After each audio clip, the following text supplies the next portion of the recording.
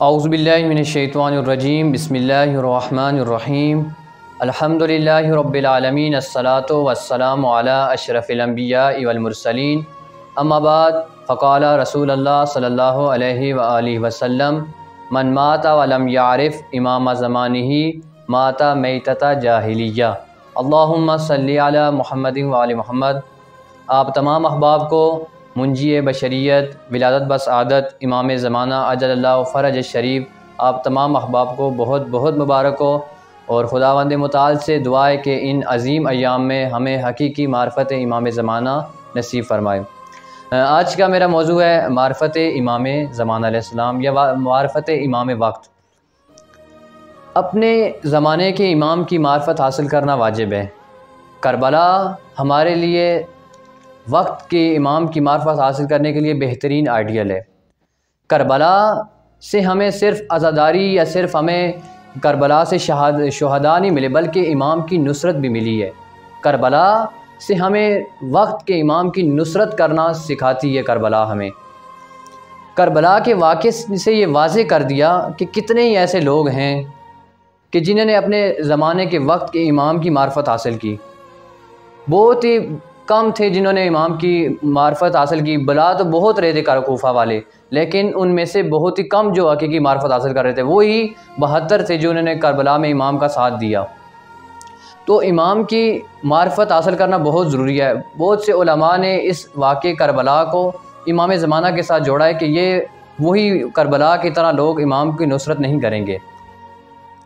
رسول خدا صلی اللہ علیہ وآلہ وسلم کی حدیث ہے، من مات ولم یعرف امام زمانہ مات میتۃ جاہلیہ۔ یہ حدیث بہت ہی معتبر ہے، اہل سنت علماء کے نزدیک بھی یہ بہت معتبر ہے۔ اس حدیث مبارکہ میں رسول خدا صلی اللہ علیہ وآلہ وسلم فرماتے ہیں، من مات ولم یعرف امام زمانہ مات میتۃ جاہلیہ۔ اگر کوئی شخص مر گیا اپنے امام اپنے زمانے کے وقت کے امام کی معرفت حاصل نہیں کی تو وہ جہالیت کی موت مرا ہے۔ میتۃ جاہلیت سے کیا مراد ہے؟ اس میتۃ جاہلیت کو سمجھنے کے لیے ایک شخص نے امام جعفر صادق علیہ السلام سے سوال کیا کہ رسول خدا کی اس حدیث سے کیا مطلب ہے؟ تو رسول خدا صلی اللہ علیہ وسلم کی اس حدیث سے امام جعفر صادق علیہ السلام نے فرمایا کہ اس حدیث سے مراد جہالیت کی موت ہے۔ جہالیت سے مطلب یعنی کفر و نفاق اور گمراہی کی موت مراد ہے، یعنی انسان اپنی ساری زندگی عبادت میں گزار دے، ساری زندگی 11 اماموں کی نصرت کرے، 11 اماموں کی سیرت پر عمل کرے، لیکن امام زمانہ کی معرفت حاصل نہ کرے تو وہ جہالیت کی موت ہے، کفر کی موت ہے، ایسا کہ جیسے یہ کافر مرا ہے اس طرح اس کی موت ہے۔ تو امام میں وقت کی معرفت حاصل کرنا بہت ضروری ہے۔ اس طرح علامہ مرحوم کلینی رحمۃ اللہ علیہ نے اپنی اس روایت کی تفسیر میں لکھا ہے کہ جاہلیت سے مراد امام کا منکر ہونا، یعنی جب آپ منکر ہو جاتے ہیں تو منکر یعنی یہ کفر کے سلسلے میں جا جاتے ہیں کہ آپ منکر ہیں تو آپ یعنی آپ کا سارا دین، آپ کا سارا یعنی عبادت ساری آپ کی کفر میں چلی جاتی ہیں۔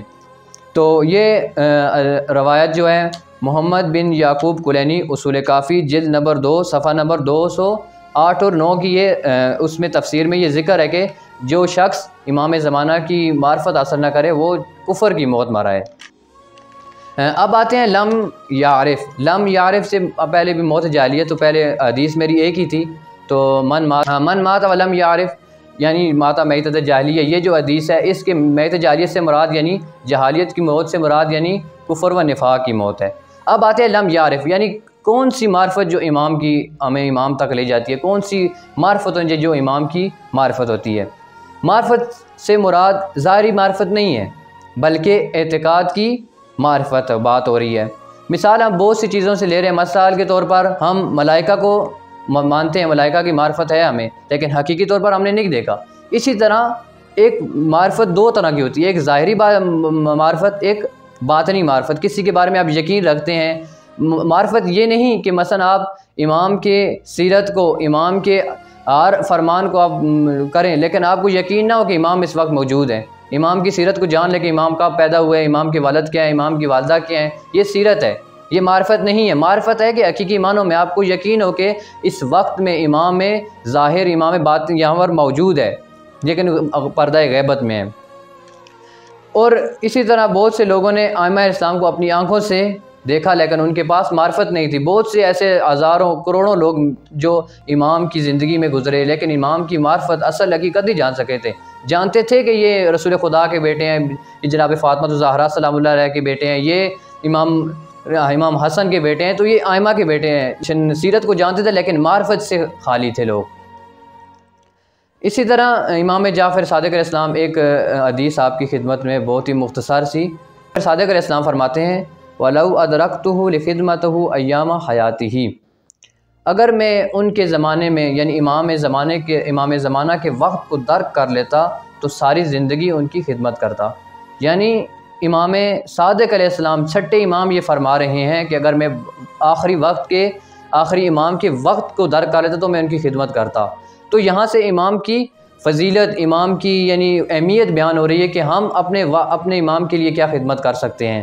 خدمت یہ نہیں کہ مثلا ہم امام کے لیے دعائیں پڑھیں، امام کے لیے دعا کریں، یا امام کی مثلا مومنین کی خدمت کریں۔ خدمت یہ نہیں، خدمت یہ امام کے ظہور کے لیے دعا کریں، اپنے آپ کو ایسا بنائیں جیسا امام چاہتے ہیں۔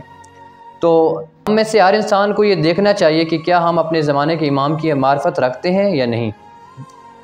ہمیں یہ سوچنا چاہیے کہ ہم کہیں وہی کردار تو نہیں ادا کر رہے کہ جو کربلا میں مسلمانوں کا کردار تھا۔